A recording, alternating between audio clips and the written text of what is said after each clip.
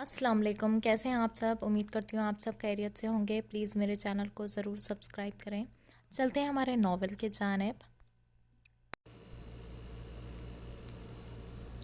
अगली सुबह रोशन और चमकदार थी। ठंडी ठंडी हवाएं चलती मौसम को खुशगवार बना रही थी। घर में एक शोर सा बरपा था। हर कोई नाश्ते के बाद आज बारात में पहनने जाने वाले कपड़ों की तैयारियों में मसरूफ़ था।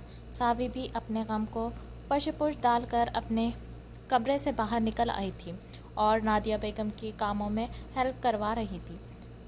अमरीन किचन संभाल रही थी। आज न सिर्फ उसकी सबसे अच्छी दोस्त बल्कि इकलौते भाई की भी शादी थी, इसीलिए एक लम्हे के लिए सब कुछ भूलकर वो इनकी खुशियों में शरीक होना चाहती थी। अफरा अपने कमरे में थी जबकि शायान दुरैद के साथ बाहर किसी काम से गया था। उस दिन के बाद से सावी का दुरैद से सामना न हुआ था, ना ही दुरैद ने उससे मिलने की कोई कोशिश की थी, इसलिए वो मुतमईन थी। शादी का इंतज़ाम मैरिज हॉल में किया गया था। जल्दी ही सब लोग तैयार होकर हॉल की तरफ रवाना होना शुरू हो गए थे। सावी भी तैयार होने कमरे में चली गई थी। उसने नेवी ब्लू कलर का शरारा ज़ेबतन किया था जो कि अफरा की पसंद का था। कानों में छोटे छोटे टॉप्स पहने के बालों का जूड़ा बनाया था और नफासत से हिजाब किया था। हल्का सा मेकअप किया और एक नज़र खुद को आईने में देखा। सोगवार हुस्न के साथ सजी संवरी सी असवरा पहले से मुख्तलिफ लग रही थी। वो खुद को देखती तलखी से मुस्कुरा दी थी और बाहर जाने के लिए दरवाजे की तरफ बढ़ी के एकदम से उसकी आंखों के आगे अंधेरा छा गया था। वो गिर जाती मगर कोई उसकी कमर के गिर्द बाजू डालता उसे गिरने से बचा गया था। उसने धीरे से आंखें खोली तो नजरें सीधा उसे थामे दुरैद से टकराई थी। वो कुछ पल उसे बेतासुर नजरों से देखती रही, फिर एक झटके से उसे परे धकेला था। हिम्मत कैसे हुई मुझे हाथ लगाने की? ये आपका फ्लैट नहीं, मेरा घर है, जहाँ पर मेरी हिफाजत करने के लिए मेरा बाप और भाई मौजूद हैं, वो तलखी से बोली थी। वो इसकी बात सुनकर अजियत से आंखें मीच गया था। वो शयान के साथ अभी बाहर से आया था। शयान अपने कमरे में तैयार होने चला गया था जबकि वो नीचे आते हुए दिल की ख्वाहिश पर सावी के कमरे में गया उसे एक नज़र देखने, मगर जब वो अंदर दाखिल हुआ तो वो सर को थामे नीचे गिरने वाली थी, इसीलिए उसे गिरने से बचाने के लिए वो इसे थाम गया था। आई एम सॉरी, इतना कहते वो बाहर निकल गया था और वो भी खुद को संभालती अफरा के रूप की तरफ बढ़ गई थी। अफरा अपने कमरे में ही थी। पॉलर वाली को घर ही पे बुलाया गया था। डीप रेड कलर का लहंगा जिसके ऊपर गोल्डन कलर का काम किया गया था अफरा पे खूब जच रहा था। बालों के नीचे से कर्ल किया गया था जबकि सर पर खूबसूरत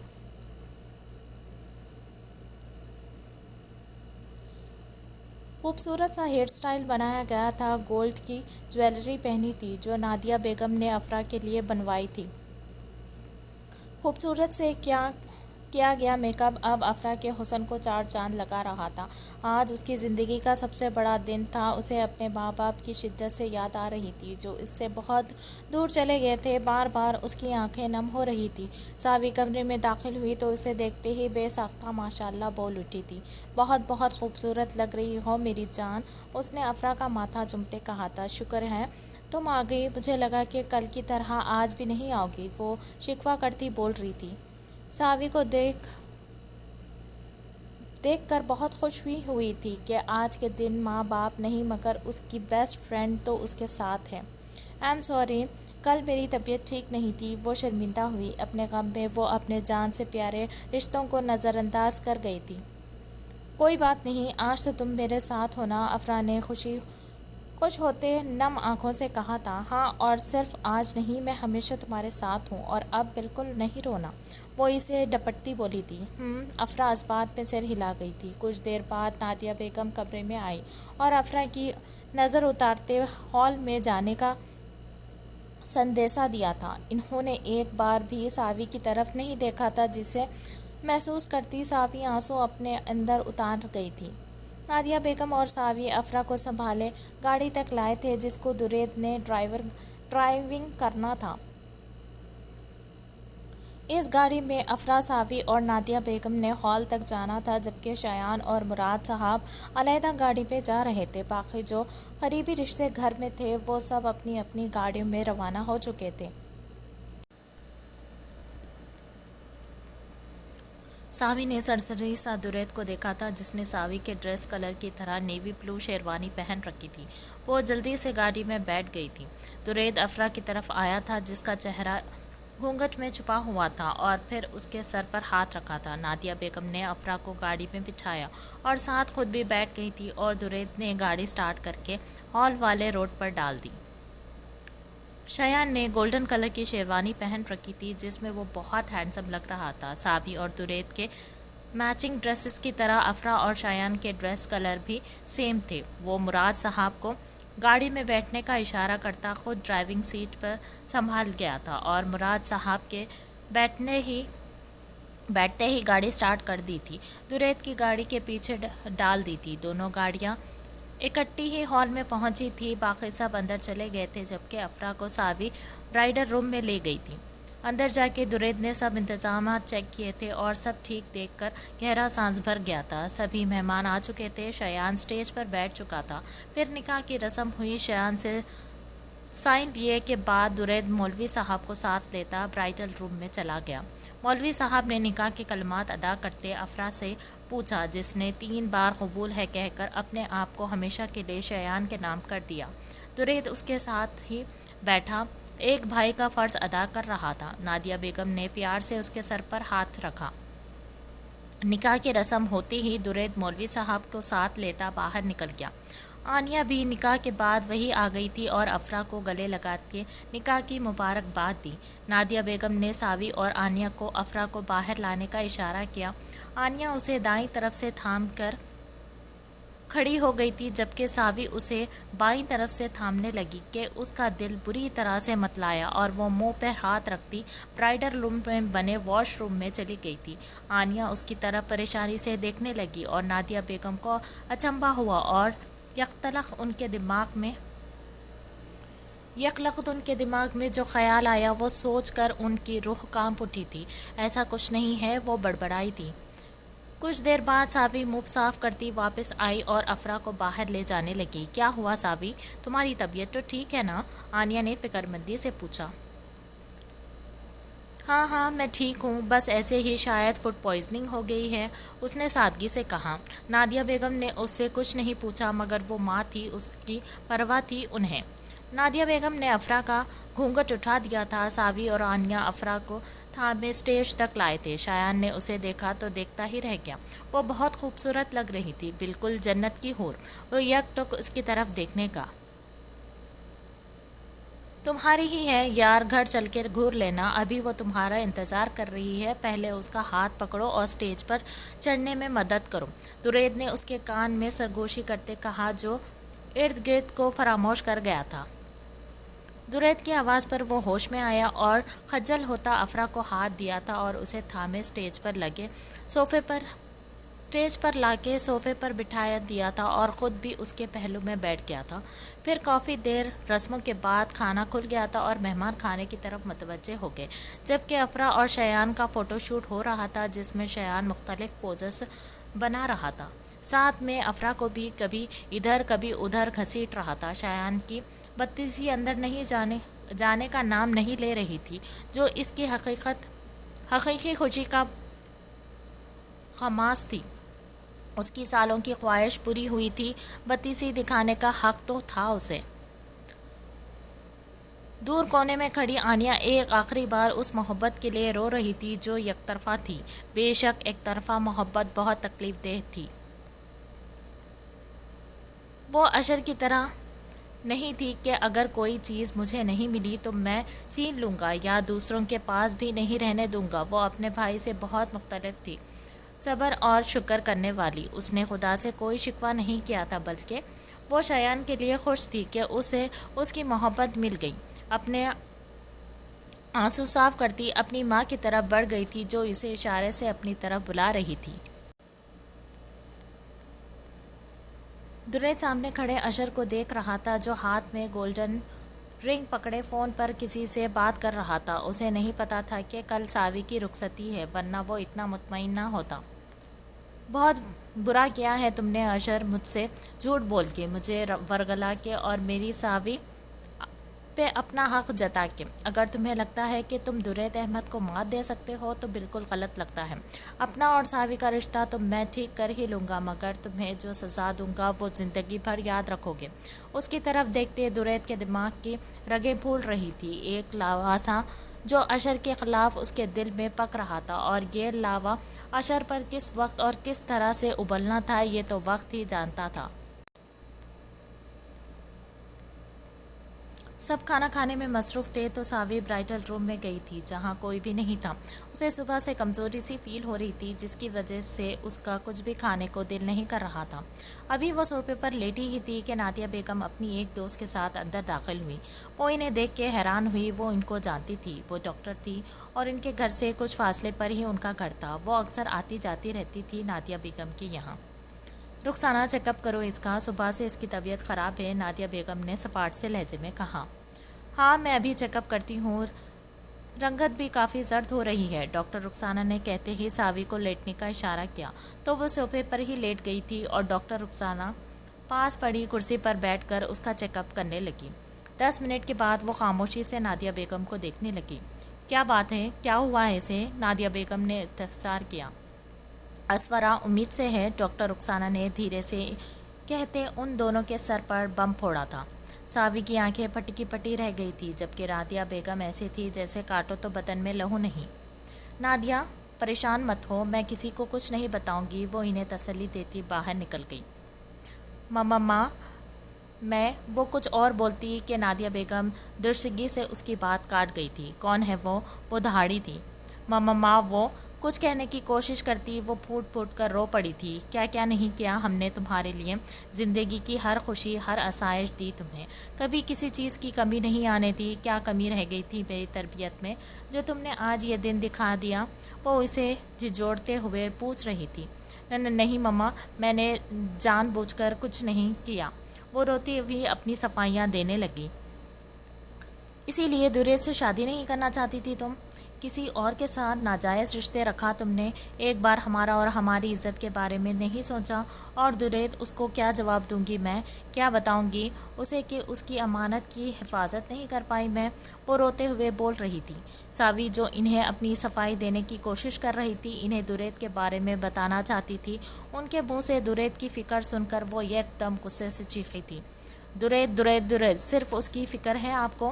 کون ہے یہ دريد؟ کیا لگتا ہے میرا جو میں اس کو جواب دوں ہوں؟ وہ ان کی حالت کی پرواہ کیے بغیر چیختے ہوئے بولی تھی۔ شوہر لگتا ہے وہ تمہارا، سمجھی تم؟ وہ اس کے منہ پر زناٹے دار تھپڑ رسید کرتی بولی تھی۔ یہ بات سچ تھی، فریاد صاحب کو اسوارا بہت پسند تھی، ان کی کوئی بیٹی نہیں تھی، اس لیے انہوں نے دريد کے لیے اسوارا کا ہاتھ بھی مانگا تھا، جس پر مراد صاحب کو کوئی اعتراض نہ تھا کہ شادی کے بعد بھی اسوارا ان کی نظروں کے سامنے رہے گی۔ یوں اسوارا 8 ماہ کی عمر میں نکاح کے بعد اسوارا دريد بن گئی تھی، مگر طے یہ کیا گیا تھا کہ جب تک دونوں بچے بڑے نہیں ہو جاتے اور شادی کے قابل نہیں ہو جاتے ان کو نکاح کے بارے میں بتایا نہیں جائے گا۔ اور ساوی ان کی بات سن کر دھک سے رہ گئی تھی۔ دوسرا شوق تھا جو اسے لگا تھا، اسے سمجھ نہ آیا تھا کہ وہ روئے یا ہنسے۔ اس کے محافظ نے ہی اسے اجاڑ دیا تھا۔ تمہارا نکاح بچپن میں ہی ہو گیا تھا دريد سے، کسی کے نکاح میں ہوتے تم نے اتنا بڑا گناہ کر دیا، ایسی تربیت تو نہیں تھی میری، کیوں کیا ایسا؟ وہ سراپا سوال تھی۔ ساوی جو انہیں اپنی صفائی دینا چاہتی تھی، اب دريد سے نکاح والی بات سن کر اس نے پل میں فیصلہ کیا اور جو منہ میں بول گئی، یہ میری زندگی ہے، میں جیسی چاہوں جیوں، دريد کوئی نہیں ہوتا مجھے کچھ کہنے والا۔ نادیہ بیگم حیرت سے اس کی طرف دیکھتے گئی تھی۔ یہ تو ان کی ساوی نہیں تھی، یہ تو کوئی اور ہی تھی۔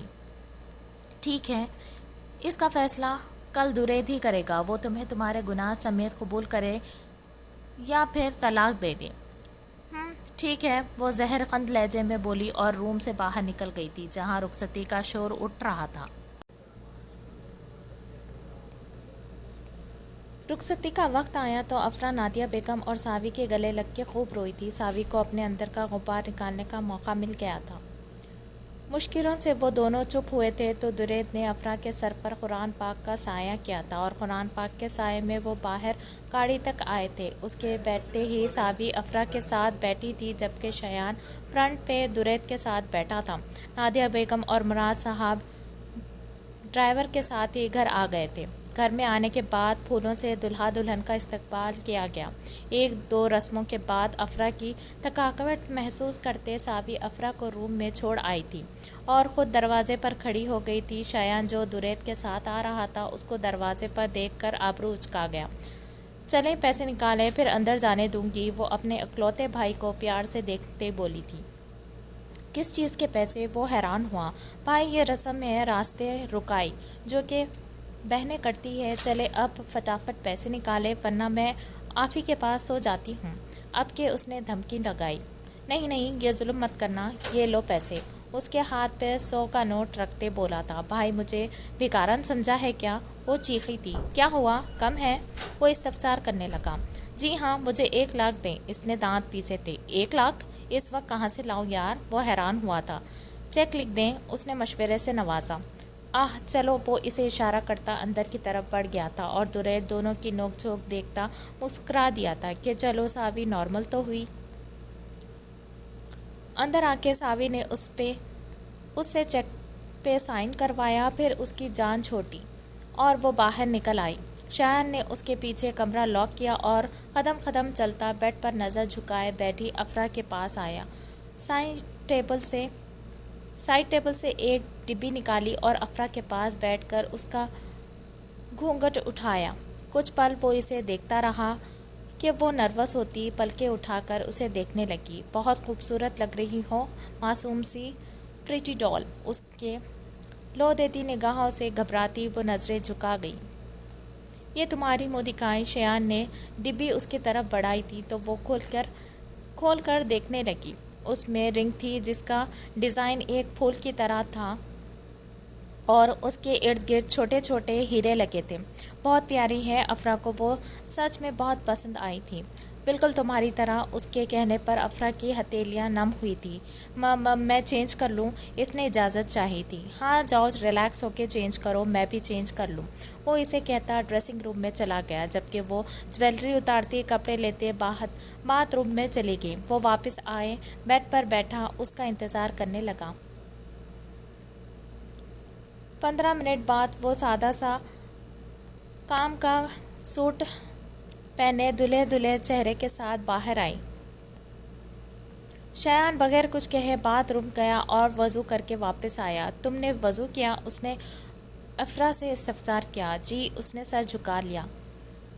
جی، اس نے سر جھکا کے جواب دیا۔ آؤ پھر ایک ساتھ شکرانے کے نفل ادا کرے۔ وہ اس کا ہاتھ تھامتا آگے بڑھا اور وہ جائے نماز ایک ساتھ بچھائے۔ پھر انہوں نے ایک ساتھ نفل ادا کیے اور دعا میں زندگی بھر کے لیے ایک دوسرے کا ساتھ مانگا۔ نماز کے بعد شایان نے جائے نماز طے کر کے رکھی اور افرا کو گود میں اٹھائے بیڈ تک لایا تھا اور دائیں طرف بٹھایا اور خود اس کے سامنے بیٹھا۔ کل میں نے تمہاری اور آنیہ کی باتیں سنی ہیں۔ دیکھو افرا، تمہیں اس سے یا کسی سے بھی معافی مانگنے کی ضرورت نہیں ہے۔ میں آنیہ کو نہیں تمہیں پسند کرتا ہوں اور میرا ساتھ تمہیں اس بات کا یقین دلا دے گا کہ اس دل میں صرف تم بستی ہو۔ میں نے آنیہ کو ٹھکرایا، اس میں تمہاری کوئی قصور نہیں ہے۔ آج کے بعد تم اس بارے میں نہیں سوچو گی اور نہ ہی کوئی گلٹ فیل کرو گی، اوکے؟ وہ اس کا ہاتھ اپنے دل پر رکھتا اسے سمجھانے لگا۔ جی، اس نے دھیرے سے جواب دیا، اور مجھے پورا یقین ہے کہ جیسے میں تم سے محبت کرتا ہوں تم بھی کرتی ہو نا؟ وہ اس کا سر اٹھاتا اس سے استفسار کرنے لگا۔ اس سے بولا نہیں گیا تھا تو وہ جذبات میں سر ہلاتی اس کے سینے میں منہ چھپا گئی تھی اور وہ بے ساختہ ہنس پڑا۔ میری طرف تو دیکھو یار، کل میں نے کہا تھا نا کہ کوئی رعایت نہیں۔ وہ اسے اپنے حصار میں قید کرتا اسے خود میں چھپا گیا تھا اور وہ اس کی آغوش میں آسودگی سی مسکراتی۔ بادلوں سے جھانکتا چاند اس بات کا گواہ تھا کہ شایان سے زیادہ کوئی اس سے محبت نہیں کر سکتا اور اس کی زندگی شایان کی سنگت میں بہت خوشگوار گزرنے والی ہے۔ ساوی شایان سے چیک لیے روم سے باہر آئی تو درید وہیں کھڑا تھا۔ وہ اسے نظر انداز کرتی جانے لگی کہ وہ بھی اس کے پیچھے چلتا بات کرنے کی کوشش کرنے لگا۔ میری گڑیا پلیز ایک بار تو بات سن لو۔ تمہیں پتہ ہے چچی ماں نے کہا ہے کہ کل ہی شادی ہوگی ہماری، پھر سب ٹھیک ہو جائے گا۔ میں تمہیں اپنا نام دوں گا، اپنی عزت بناؤں گا۔ پلیز ایک بار سوچو اس بارے میں۔ کیا تمہیں مجھ پر یقین نہیں ہے؟ وہ اس کے قدموں سے قدم ملاتا چل رہا تھا۔ وقت، اعتبار اور عزت ایک ایسا پرندہ ہے جو ایک دفعہ اڑ جائے تو واپس نہیں آتا۔ نہیں ہے مجھے آپ پر یقین اور نہیں سننی آپ کی کوئی بات، اور آپ کو مجھ پر احسان کرنے کی کوئی ضرورت نہیں ہے۔ لے آئے اپنے لیے کوئی پاک بیوی۔ اس کے تلخ بات سن کے وہ تڑپ اٹھا تھا۔ ایسا مت کہو، تم پاک ہو، پلیز مجھے میری ہی نظروں میں مت گراؤ۔ وہ التجائیہ ہوا۔ میں آپ کو آپ کی نظروں سے کیسے گرا سکتی ہوں؟ آپ تو پہلے ہی گرے ہوئے ہیں۔ اس نے طنز کے تیر برسائے۔ ماما میں اس دن ہوش میں نہیں تھا، مجھے نہیں پتا تھا کہ تم وہاں ہو سکتی ہو۔ تم کیوں آئی تھی وہاں اتنی رات کو؟ وہ بے بس ہوا۔ آپ کی فکر میں آئی تھی وہاں کہ کہیں کچھ ہو نہ گیا ہو آپ کو۔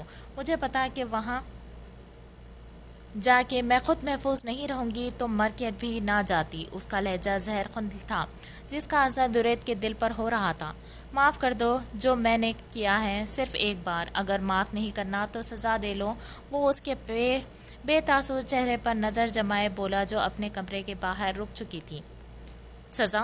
ہاں سزا تو میں آپ کو دوں گی۔ کل شادی ہے نا ہماری، کل ہی آپ کو سزا دوں گی، انتظار کریے گا۔ وہ سامنے دیوار کو گھورتی اس کو جواب دیتی، پر اصرار سا مسکراتی اور اندر داخل ہو کے دروازہ بند کر دیا۔ درید کچھ دیر کھڑا دروازے کو گھورتا رہا اور پھر ہارے قدموں سے نیچے چل دیا تھا۔ اسے احساس تھا کہ اس نے غلط کیا ہے اور اب وہ سب ٹھیک بھی کرنا چاہتا تھا، مگر ساوی کے اندازے اسے پریشان میں ڈال رہے تھے۔ پریشانی میں ڈال رہے تھے۔ تھکے تھکے انداز میں وہ روم کا دروازہ کھول کے اندر داخل ہوا اور بستر پر ڈھہ گیا۔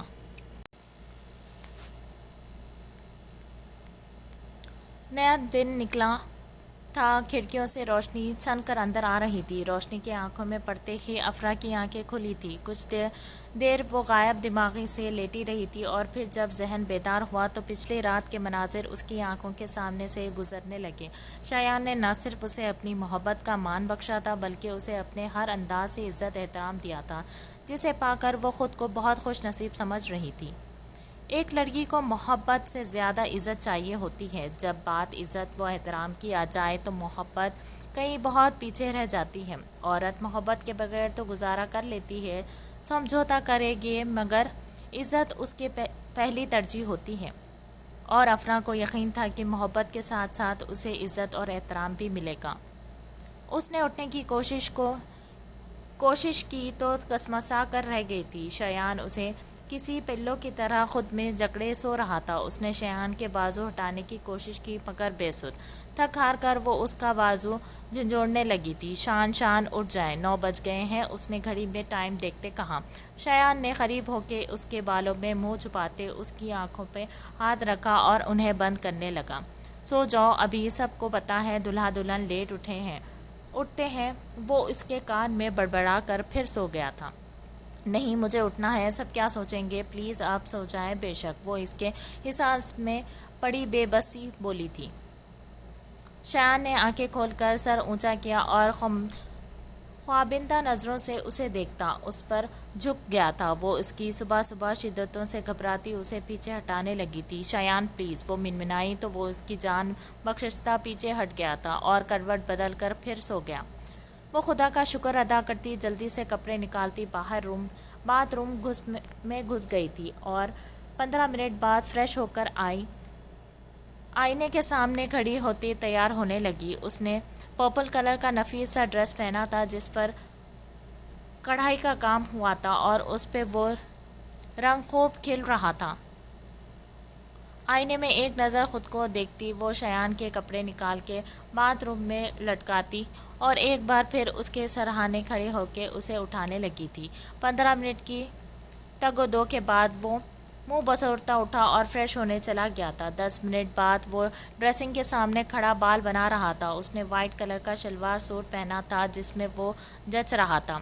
افرا اس کی واسکٹ اٹھائے اس کے پاس آئی تھی تو اس نے بازو پھیلائے اور افرا نے اسے واسکٹ پہنائی تھی۔ وہ واپس بیڈ پر بیٹھنے لگی کہ شایان نے اس کی کلائی پکڑتے اپنی آگے ڈریسنگ کے سامنے کھڑا کیا تھا، جہاں ان دونوں کا عکس صاف نظر آ رہا تھا۔ شایان نے اس کے کندھے پر سر رکھا تھا اور ان کے دائیں گال سے اپنا بائیں گال ملا کے آئینے میں دیکھنے لگا تھا۔ تم خوش ہو نا؟ افرا کے چہرے پر کھلتی سرخی دیکھ کر وہ پوچھنے لگا تھا۔ جی جی، اس کی تپش دیتی نگاہوں سے وہ پزل ہوئی تھی۔ اتنا مت شرماؤ ورنہ میرا دل بے ایمانی پر اتر آیا تو تمہارے لیے ہی مشکل ہو جائے گی۔ وہ اوپر نظر اٹھاتے شرارت سے بولا تھا۔ شان، اس نے نام پر زور دیتے اس طرح کہا کہ اس کے چہرے پر مسکراہٹ کھل گئی تھی۔ کتنا مزے کا بولتی ہو تم، شایان۔ وہ اس کی نقل اتارتا بولا تھا۔ آپ نا، ابھی وہ اور کچھ بولتی کہ دروازے پر دستک ہوئی اور وہ جھٹ سے اس سے علیحدہ ہوئی تھی۔ اس نے جا کر دروازہ کھولا تو سامنے نادیہ بیگم کھڑی تھی۔ اٹھ گئے بیٹا، اس کے سر پر پیار کر دیتی اندر آئی تھی۔ جی ماما، وہ انہیں اندر آنے کا راستہ دیتی ایک طرف ہو گئی تھی۔ شایان بیٹا، 2 بجے ولیمہ رکھا گیا ہے تو ابھی تو جا کے ناشتہ کرو، اس کے بعد افرا ساوی کے ساتھ پارلر چلے جائے گی تو تم نے جو کام نپٹانا ہے نپٹا لو، وہ اسے ہدایت کرتی بولی تھی۔ جی ماما، وہ فرما برداری سے سر ہلا گیا تھا۔ چلو جاؤ پھر، اس کے کہنے پر ان کے پیچھے ہی چل دیا تھا کہ تیار تو وہ تھے ہی۔ ناشتے کے بعد 11 کے قریب افرا ساوی کے ساتھ پارلر کے لیے نکل گئی تھی، جبکہ شایان درید کے ساتھ لان میں سیٹنگ کروا رہا تھا کہ ولیمے کے گھر میں ہی رکھا گیا تھا۔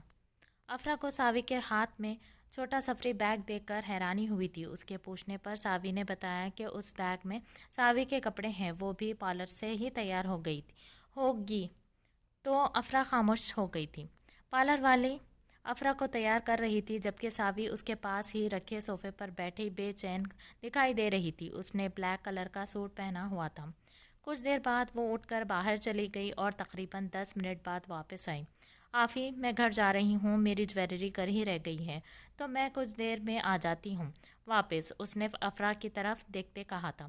تیار تو ہو لو، جویلری گھر جا کے سیٹ کر لینا، افرا نے حیرانی سے کہا۔ نہیں، نہ خود سے اچھی طرح سیٹ نہیں ہوگی، میں بس ابھی آئی، وہ اپنی بات کہتی بغیر افرا کی سنے باہر نکل گئی۔ بیگ اس کا باہر ویٹنگ روم میں پڑا تھا۔ افرا تیار ہو چکی تھی مگر ساوی واپس نہ آئی۔ اس نے ساوی کو فون کیا جو جلدی اٹھا لیا گیا تھا۔ کہاں ہو تم؟ میں یہاں تمہارا ویٹ کر رہی ہوں، افرا نے خفگی سے کہا۔ یار، ماما نے مجھے کام میں لگا دیا تھا، میں خود ہی گھر پر تیار ہو جاؤں گی، تم بھی ڈرائیور کے ساتھ گھر آ جاؤ، ساوی نے جواب دیا۔ اچھا ٹھیک ہے، آ رہی ہوں، افرا کہتی کال کٹ گئی تھی اور پارلر والی کو پیمنٹ کرتی باہر آ کے گاڑی میں بیٹھی اور ڈرائیور کو گھر جانے کو کہا، جو اثبات میں سر ہلاتا گاڑی سٹارٹ کر گیا تھا۔ ساری تیاری مکمل تھی، لان کو بہت خوبصورتی سے سجایا گیا تھا۔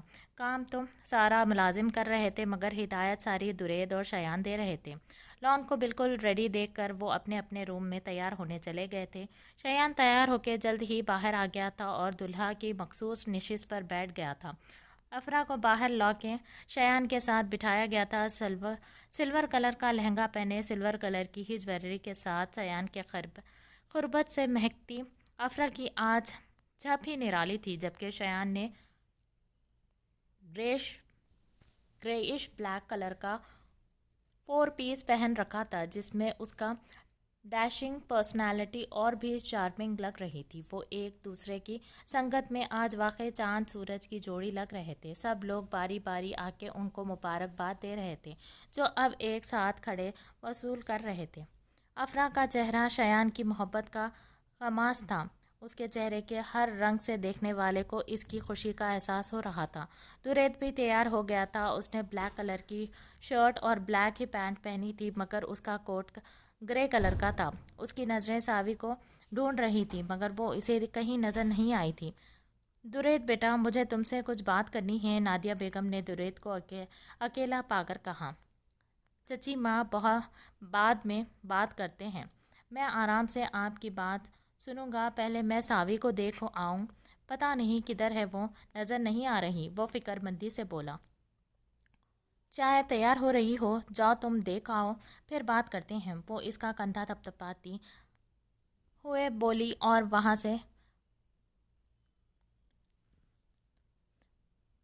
سے ہاں میں سر ہلاتی اندر چلی گئی۔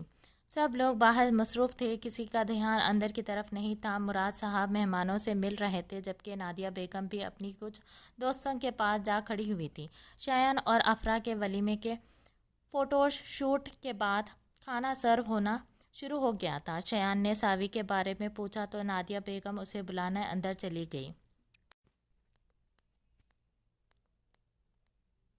درید ساوی کے کمرے میں داخل ہوا تو سارا کمرہ سائیں سائیں کر رہا تھا۔ کمرہ اندھیرے سے پر تھا۔ اس نے آگے بڑھ کر لائٹ جلائی مگر کمرے میں کوئی نہیں تھا۔ وہ تیزی سے باتھ روم کی جانب گیا تھا مگر وہاں بھی کوئی نہیں تھا۔ پھر وہ اوپر نیچے ہر جگہ دیکھ چکا تھا مگر کہیں نہیں تھی۔ درید کا دل انجانے خدشات سے دھڑکا اور وہ جلدی سے ساوی کی الماری کو کھول کے اندر کا جائزہ لینے لگا۔ سارا سامان موجود تھا، کچھ بھی کم نہیں تھا، ہر چیز اپنی جگہ پر تھا مگر پھر بھی کچھ تو تھا جو غلط تھا۔ سزا کے لیے تیار رہیے گا، ساوی کی کل کی بات اسے یاد آئی تو وہ اسے ڈھونڈنے کمرے سے باہر جانے لگا کہ اس کی نظر ڈریسنگ ٹیبل پر پڑی جہاں ایک سفید کاغذ پڑا تھا۔ آگے بڑھ کر اس نے کانپتے ہاتھوں سے وہ کاغذ تھاما اور پکڑ کے پڑھنے شروع ہو گیا۔ میرے سو کالڈ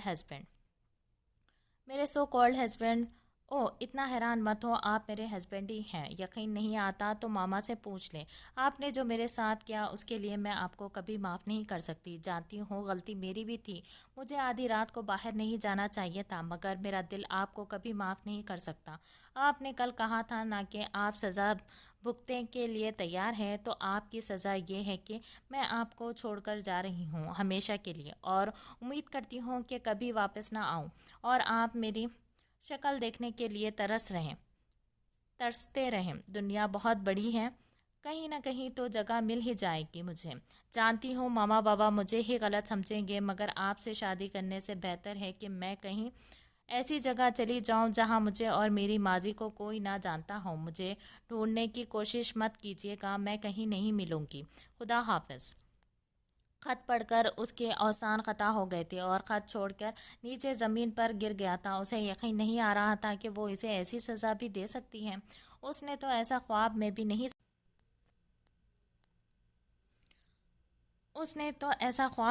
سوچا تھا۔ وہ مرد زمین پر بیٹھا دھاڑے مار مار کر رو رہا تھا، کبھی اپنے بال نوچتا اور کبھی اپنا سینہ مسلتا۔ ایک درد تھا جو اسے اپنے دل میں محسوس ہو رہا تھا۔ اچانک دروازہ کھلا اور نادیہ بیگم اندر داخل ہوئی اور اسے ایسے روتے دیکھ کر وہ پریشان ہوتی اس کی طرف بڑھی۔ درید بیٹا، کیا ہوا ہے؟ کیوں رو رہے ہو ایسے؟ اور ساوی کہاں ہے؟ وہ فکر مندی سے بولی کہ ان کی نظر خط پر پڑی۔ الجھتے ہوئے انہوں نے خط اٹھایا اور پڑھنا شروع کیا۔ جیسے جیسے وہ خط پڑھتی گئی تھی ان کے چہرے کا رنگ زرد پڑ گیا تھا۔ ساوی کہاں ہے؟ درید، میری بچی کہاں ہے؟ کہاں چلی گئی وہ؟ کیا کیا ہے تم نے جو وہ ایسے چلی گئی تھی؟ وہ روتے ہوئے استفسار کرنے لگی تھی۔ چچی ماں، وہ مجھے چھوڑ کر چلی گئی۔ اس نے مجھے سزا دی، اتنی بڑی سزا، میں مر جاؤں گا اس کے بغیر۔ پلیز اسے کہیں واپس آ جائے، یہ سزا مت دے مجھے۔ وہ روتا ان کے سامنے گڑ گڑانے لگا۔ کیا ہے کیا کیا ہے تم نے جو تم سزا کی بات کر رہے ہو؟ وہ اپنے دل میں آتے خیال کی شدت سے نفی کرتی لرزتے دل سے پوچھنے لگی۔ وہ اس دن مجھے لگا کہ اس کی شادی اشر سے طے ہو گئی ہے تو میں غصے سے اپنے فلیٹ چلا گیا تھا اور وہاں شراب پی لی تھی۔ مجھے نہیں پتا تھا کہ وہاں ساوی آ جائے گی اور نشے میں نے اس کے ساتھ بدتمیزی کی اور اس کی عزت چھین لی۔ وہ روتا اٹک اٹک کر بتا رہا، شرمندگی سے نظریں جھکا گیا تھا اور نادیہ بیگم اس کے منہ سے اتنا بڑا انکشاف سن کر ساکت رہ گئی تھی۔ اس کا مطلب ساوی نے کوئی گناہ نہیں کیا تھا، اس کی کوئی غلطی نہیں تھی اور میں نے اسی کو غلط ٹھہرایا تھا۔ سوچتے ہی ان کے دل میں چبھن سی ہوئی تھی۔ یہ کیا کر دیا تم نے درید؟ وہ بیوی تھی تمہاری عزت جس کی حفاظت کا ذمہ تمہارے سر پر تھا، یہ کیا کر دیا تم نے؟ وہ روتے ہوئے اٹھی اور باہر نکل گئی تھی، جبکہ درید ان کے بات سن کر بے جان بت کی طرح بیٹھا تھا۔ پچھتاوے کے ناگ اسے ڈس رہے تھے۔ 5 منٹ بعد نادیہ بیگم واپس آئی تو ان کے ہاتھ میں ایک کاغذ تھا جو کافی پرانا تھا۔ انہوں نے وہ کاغذ زرید کی طرف بڑھا دیا تھا جسے اس نے بے جان ہاتھوں سے تھام لیا تھا اور پڑھنا شروع کیا تھا، جس میں اس کے نکاح کی تفصیل موجود تھی۔ زرید اور اسوارہ کے ناموں کے بعد ان کے ولیوں کے نام تھے، جن کے نیچے ولیوں کے دستخط بھی تھے، یعنی مراد صاحب اور فریاد صاحب کی دستخط۔ یہ کیا کر دیا تھا اس نے؟ اسے اپنی آنکھوں پر یقین کرنا مشکل ہو رہا تھا۔ ہاتھوں میں نکاح نامہ پکڑے وہ بے یقین سا تھا۔ وہ اس کے نکاح میں تھی، اس کا لباس تھی اور اس نے اپنے ہی لباس کو تار تار کر دیا تھا۔ اپنے ہاتھوں میں نکاح نامہ پکڑے وہ ہارا ہوا بیٹھا تھا کہ کاش وہ سب کچھ نہ کرتا تو آج وہ اس کے سامنے اس کے پاس ہوتی۔ کاش وہ گزرے لمحے واپس لا سکتا، مگر یہ کاش اب کاش ہی رہنا تھا۔ اس کی ایک نہیں سنی تھی اس نے، صرف اپنی منمانی کی، اور آج وہ شکستہ سا بیٹھا تھا۔ آنسو اس کی آنکھوں سے نکل کر گالوں پر بہہ رہے تھے، جن پہ آج اس کا کوئی اختیار نہ تھا۔ اب یہ پچھتاوے اس کا مقدر تھے اور کون جانے کہ قسمت کب اسے ان پچھتاووں سے نکالے۔ تم نے اچھا نہیں کیا اسے تمہارے نکاح میں دیا تھا کہ تم اس کی حفاظت کرو گے، اسے مان دو گے، مگر تم نے کیا کیا؟ اپنی ہی عزت کو ذلیل کر دیا، اس سے اس کی عزت چھین لی۔ ایک دفعہ اگر مجھ سے پوچھتے کہ اس کی منگنی کس سے ہونے جا رہی ہے، مگر تم نے ایسے یہ گھر چھوڑ جانے پر مجبور کر دیا تھا۔ مگر تم نے اسے یہ گھر چھوڑ جانے پر مجبور کر دیا۔ پتہ نہیں کہاں ہوگی، کس حال میں ہوگی۔ وہ رو رہی تھی اور زرید پاس چپ بیٹھا، اس کے پاس بولنے کے لیے تھا ہی کیا۔ اچانک کھٹکی کی آواز پر انہوں نے چونک کر سر اٹھایا کہ مراد صاحب کو دروازے پر دیکھا کہ وہ ششدر رہ گئے تھے، جن کے چہرے پر بے یقینی تھی اور آنکھوں میں ٹوٹے اعتماد کی کرچیاں۔ ان کا دایاں ہاتھ ان کے دل کے مقام پر تھا۔ ابھی وہ اٹھ کے ان کے پاس جاتی کہ وہ دھڑام سے گر کر زمین بوس ہو گئے تھے۔ زرید یکدم ہوش میں آیا اور چیختا ہوا ان کی طرف لپکا، جو شاید آخری سانسیں لے رہے تھے۔ وہ انہیں اپنے مضبوط بازو میں اٹھاتا باہر کی طرف دوڑا۔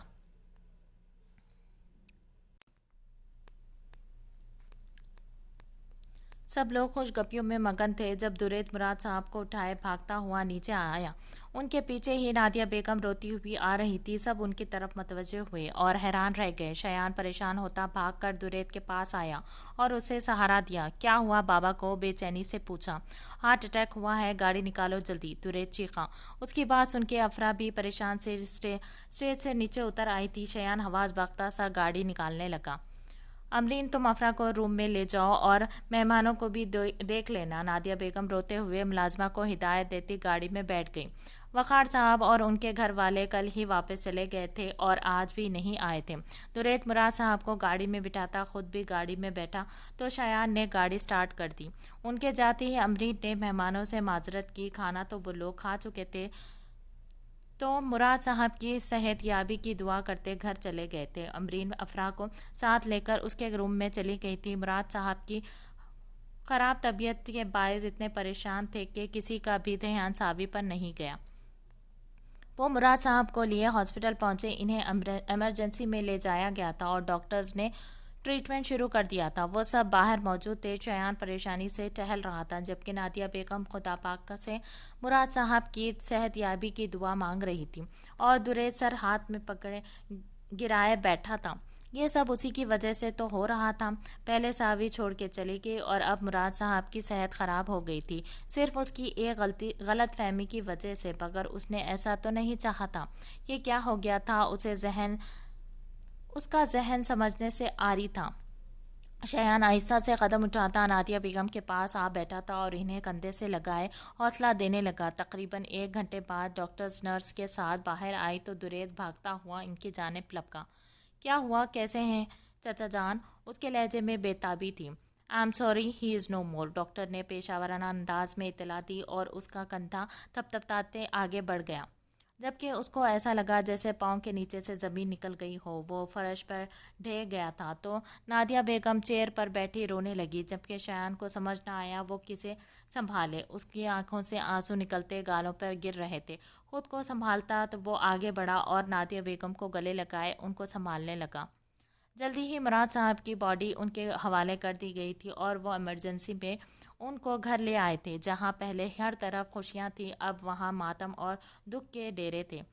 मैयत को लॉन्च में रखा गया था। रिश्तेदारों को इतला कर दी गई थी। सब लोग हैरान परेशान से चले आए थे। हिना बेगम नादिया बेगम को संभाल रही थी। बेशक हिना बेगम को नादिया बेगम पर गुस्सा था, मगर इन्होंने ऐसा तो नहीं चाहा था। इन्हें नादिया बेगम की तकलीफ का एहसास था। जब जीवन साथी बिछड़ जाए तो कैसा महसूस होता है। एक औरत का दुख दूसरी औरत अच्छे से समझ सकती है। अफरा भी बाहर चली आई थी, उसके साथ अमरीन भी थी। वो बुरी तरह रो रही थी। आनिया के भी आंसू न थम रहे थे, मगर वो अफरा को साथ लगाए दिलासा दे रही थी। बहुत कम वक्त में ही मुराद साहब को अफरा अपने बाप की तरह चाहने लगी थी। उनके जुदाई का गम फितरी था। हिना बेगम ने सावी के बारे में पूछा, मगर किसी के पास कोई जवाब न था। कोई जानता ही नहीं था कि वो कहाँ है, तो जवाब क्या देती। लोगों में चहमगोइयाँ शुरू हो चुकी थी कि सावी घर से भाग गई है। इसीलिए बाप बर्दाश्त न कर सका और मौत को गले लगा बैठा। जितनी मुंह इतनी बातें। नादिया बेगम चुप बैठी सबकी बातें सुन रही थी। अफरा को समझ नहीं आ रही थी कि लोगों को क्या जवाब दे। उसकी सावी ऐसी नहीं थी, मगर फिर सावी कहाँ थी। वो जितना सोचती उलझती जाती। बिला आखिर जनाजा उठाने का वक्त भी आ गया था और कलमे पाक पढ़ते हुए इन्हें तदफीन के लिए ले जाया गया था। नादिया बेगम की हालत बहुत ख़राब थी। एक तो बेटी की जुदाई, ऊपर से सर का साइन भी चला गया था। वो बार बार बेहोश हो रही थी।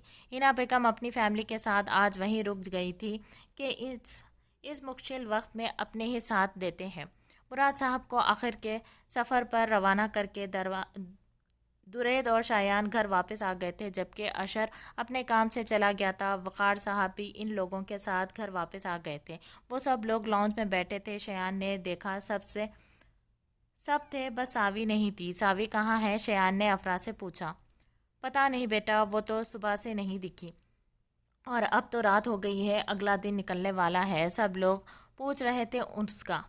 कुछ लोग तो बातें भी कर रहे थे कि सावी भाग गई है, इसीलिए भाई साहब को हार्ट अटैक हुआ है। इससे पहले कि अफरा कुछ बोलती, हिना बेगम की ज़बान फर फर चलने लगी थी। क्या बकवास है ये। सावी नीचे आओ, कहाँ हो तुम? वो गुस्से से बोलता सावी को आवाज़ें देने लगा और दुरेज ज़मीन को घूरने लगा। सावी नहीं है, मेरी बेटी चली गई। मुझे उस पर यकीन न करने की इतनी बड़ी सज़ा देगी।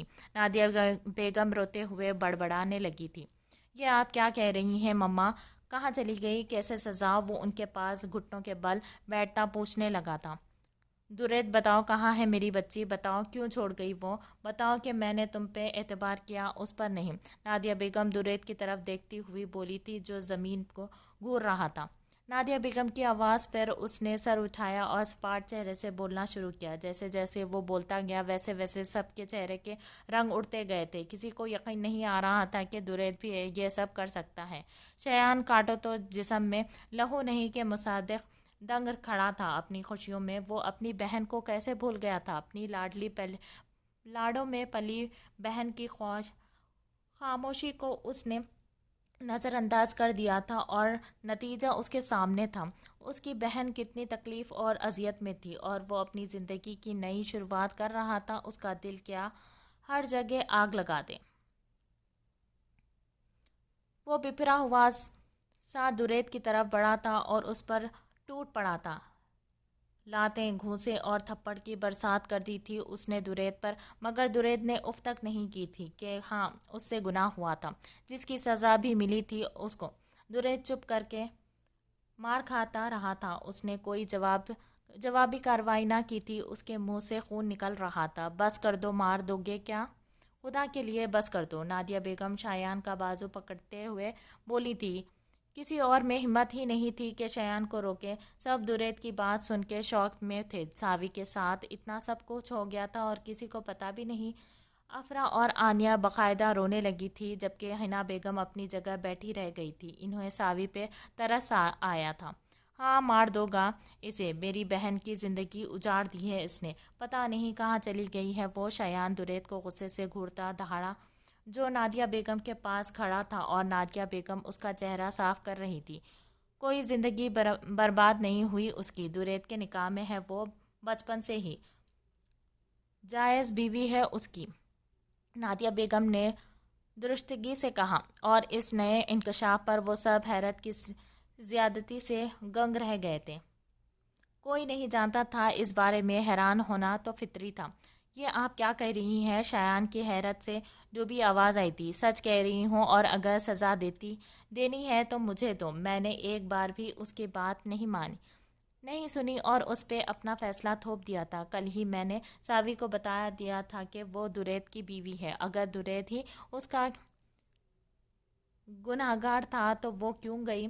نادیہ بیگم مسلسل رو رہی تھی۔ اتنی بڑی بات ہو گئی تھی ماما، اور آپ نے مجھے بتانا ضروری نہیں سمجھا؟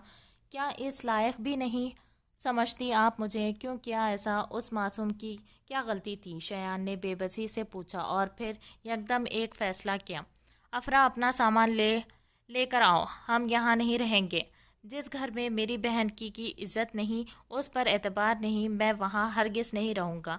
اس نے دو ٹوک الفاظ میں افرا سے کہا، جو باقی سب کی طرح شایان کے فیصلے پر ششدر کھڑی تھی۔ یہ کیا کہہ رہے ہو تم لوگ کہیں نہیں جاؤ گے؟ میں قصوروار ہوں، میں چلا جاتا ہوں۔ درید نے آگے بڑھ کے اسے روکنا چاہا۔ صرف تم ہی نہیں، ماما بھی قصوروار ہیں، جنہوں نے تم پر یقین کیا، اپنی بیٹی پر نہیں، اور وہ گھر چھوڑ کر چلی گئی۔ تم یہاں کیوں کھڑے ہو؟ جاؤ پیکنگ کرو۔ درید سے کہتے شایان افراز کی طرف پلٹا، جو ابھی تک وہیں کھڑی تھی۔ شایان کی دہاڑ پر بھاگتے ہوئے روم میں گئی تھی اور پیکنگ کرنے لگی۔ نادیہ بیگم شایان کے اس فیصلے سے ٹوٹ سی گئی تھی۔ کہاں کل تک اس گھر میں خوشیوں کا راج تھا، اور آج وہاں ماتم چھایا ہوا تھا۔ پتہ نہیں ان کے آشیانے کو کس کی نظر لگ گئی تھی۔ میں تب تک اس گھر میں واپس نہیں آؤں گا جب تک میری بہن واپس نہیں آ جاتی۔ اسے میں ڈھونڈ ہی لوں گا، اور اگر میری بہن آپ دونوں کو معاف کر دے تو میں بھی آپ کو معاف کر دوں گا۔ اتنا کہتے وہ افرا کا ہاتھ تھامے گھر سے چلا گیا، اور نادیہ بیگم اپنے آشیانے کو بگڑتا دیکھتی رہ گئی تھی۔ چچی ماں، درید نے کچھ کہنا چاہا کہ نادیہ بیگم نے ہاتھ اٹھا کے منع کر دیا اور کہا، تم تو بس میں تمہیں معاف کر دوں گی درید، اگر تم میری نور کو واپس لے آؤ۔ پھر آنیا انہیں کمرے میں لے گئی تھی، اور وقار صاحب اور حنا بیگم درید کو تسلی دینے لگے۔ نادیہ بیگم نے درید کو بچے والے بات نہیں بتائی تھی۔ اگر کو وہ بتا دیتی کہ انہوں نے کس طرح ساوی کی بات سنے بغیر درید کے اوپر فیصلہ چھوڑ دیا تھا اور ساوی کو بد کردار سمجھا تھا، تو شایان کی طرح وہ بھی انہیں چھوڑ کر چلا جاتا۔ اگر ایسا ہوتا تو وہ سہ نہ پاتی اور شاید مر جاتی۔ وہ ریش ڈرائیونگ کرتا ہاسپٹل پہنچا تھا۔ گاڑی کو پارکنگ میں پارک کرتے وہ تیزی سے اندر جانب بھاگا تھا۔ ریسپشن سے اسورا نور نامی پیشنٹ کا پوچھا تو دوسری منزل کا بتایا گیا تھا۔ وہ ارد گرد سے بے نیاز بھاگتا ہوا جانے لگا۔ ہڑبڑی میں اسے لفٹ استعمال کرنے کا خیال بھی نہیں آیا تھا، کچھ اتنی ہی جلدی تھی اسے اپنی زندگی سے ملنے کی۔ سیڑھیاں چڑھتے ہوئے وہ کئی بار لڑکھڑایا اور گرتے گرتے بچا تھا۔ 10 منٹ بعد وہ دوسری منزل پر تھا، جہاں سامنے ہی آپریشن تھیٹر کے باہر ایک ڈاکٹر اور ایک عورت کھڑی تھی۔ اس نے جلدی سے فون نکالا اور وہی نمبر ڈائل کیا جس نے نور کی کال آئی تھی۔ بیل کہیں پاس ہی بج رہی تھی۔ اس نے آواز کی سمت دیکھا تو اسی عورت کے ہاتھ میں فون تھا جسے وہ کان سے لگا رہی تھی۔ وہ تیر کی تیزی سے اس کی طرف پہنچا۔ اسورا نور کے ساتھ آپ ہیں؟ اس نے عورت سے پوچھا، جو حیرانی سے ٹکر ٹکر اسے دیکھ رہی تھی۔ جی، مگر آپ کون؟ اس نے استفسار کیا تھا۔ میں اس کا شوہر درید احمد۔ کہاں ہے وہ؟ اپنا تعارف کرواتے اس نے ساوی کا پوچھا تھا۔ میں کیسے مان لوں کہ آپ اس کے شوہر ہیں؟ اس نے کہا تھا کہ اس کا اس دنیا میں کوئی نہیں ہے، اس عورت نے تیکھے لہجے میں پوچھا۔ اس کی بات سن کر وہ تلخی سے مسکرایا تھا اور اپنا فون نکال کے اس میں موجود تصویریں اس عورت کو دکھائی تھی، جس میں اسورا کی مراد صاحب، نادیہ بیگم، درید، شایان کے ساتھ کافی تصویریں تھیں۔ میری بیوی ہے وہ کچھ پرسنل ایشوز کی وجہ سے ناراض ہو کے گھر سے چلی گئی تھی. کہاں ہے وہ؟ میں اس سے ملنا چاہتا ہوں. تھوڑا بہت اب بتاتے، اس نے ساوی کا پوچھا تھا. اس کی بات پر اس عورت نے ڈاکٹر کی طرف دیکھا تو ڈاکٹر نے دریت کو اپنے ساتھ آنے کا اشارہ کیا. ڈاکٹر اسے اپنے کیبن میں لے آیا تھا. اسے سیٹ پر بیٹھنے کا اشارہ کرتے ڈاکٹر خود بھی اپنی جگہ پر بیٹھا اور سنجیدگی سے گویا ہوا. دیکھیے دریت صاحب، جب انہیں یہاں لایا گیا تھا تو ان کی حالت بہت خراب تھی. وہ لیبر پین سے گزر رہی تھی اور اسی دوران انہیں کسی قسم کا گہرا صدمہ پہنچا ہے جس کی وجہ سے ان کا نروس بریک ڈاؤن ہوا ہے. ان کی نروس پہ بہت برا پریشر پڑا ہے جس کی وجہ سے ان کی کنڈیشن سٹیبل نہیں ہو رہی اور وہ بے ہوش ہیں. اگر جو 24 گھنٹے میں ان کو ہوش نہیں آیا تو ان کے کوما میں جانے کا خدشہ ہے. یہ بھی ہو سکتا ہے کہ ان کی میموری یا آئز افیکٹ ہو جائے. فی الحال کچھ کہا نہیں جا سکتا. ہم پوری کوشش کر رہے ہیں، باقی سب خدا کے ہاتھ میں ہے. ڈاکٹر نے تفصیل دے دی. ساوی کی کنڈیشن بتائی جسے سن کر دریت کے دل پر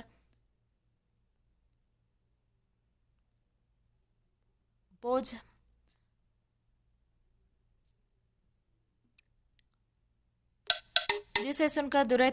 برچیاں سی چلنے لگی تھی. ڈاکٹر، میرا بچہ وہ ٹھیک ہے نا؟ پوچھتے ہوئے اس کا لہجہ کانپا تھا. او ہاں، اس بارے میں بتایا ہی بھول گیا میں. آپ کا بیٹا بالکل ٹھیک ہے اور اس وقت وہ نرسری میں ہے. آپ جا کے دیکھ سکتے ہیں. بیبی بالکل ٹھیک ہے. ڈاکٹر نے اسے تسلی دی تو وہ گہرا سانس بھر کر رہ گیا تھا. جو کرنا پڑے گا کریے، بس مجھے میری بیوی صحیح سلامت چاہیے، وہ بے چینی سے بولا تھا. آپ فکر مت کریں، خدا نے چاہا تو سب ٹھیک ہو جائے گا.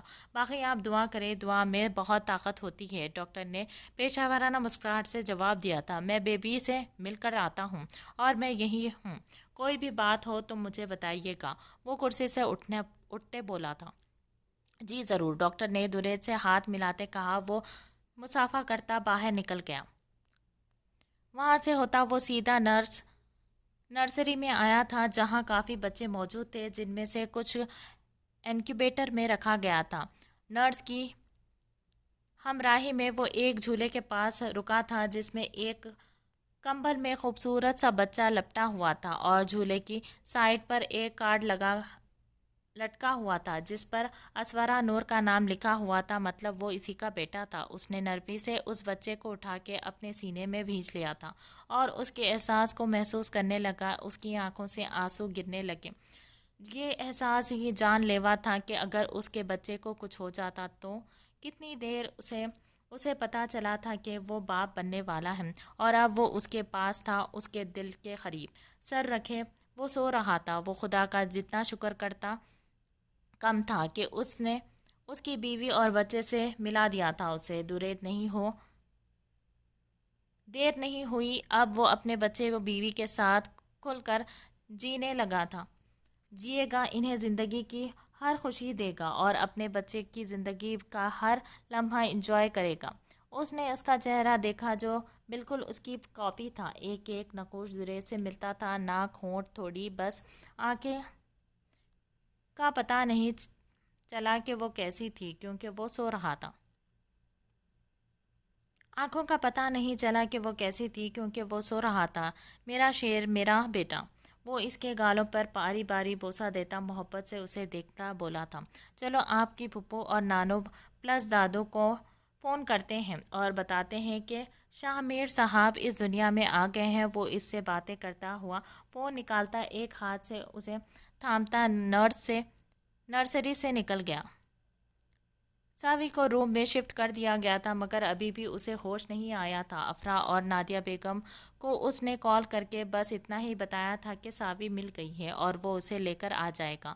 وہ شاہ میر کو اٹھانے روم میں آیا اور ساوی کے پاس ہی بیڈ پر بیٹھ گیا تھا. اس کے چہرے پر ایک سکون سا تھا جیسے اب اسے کوئی پریشانی نہ ہو. وہ بے فکر سے گہری نیند میں تھی. دریت یک ٹک اس کا چہرہ دیکھے گیا. 9 مہینے بعد اسے دیکھ رہا تھا اور اس کا دل ہی نہیں کر رہا تھا اس کے چہرے پہ سے نظر ہٹانے کا. اس کی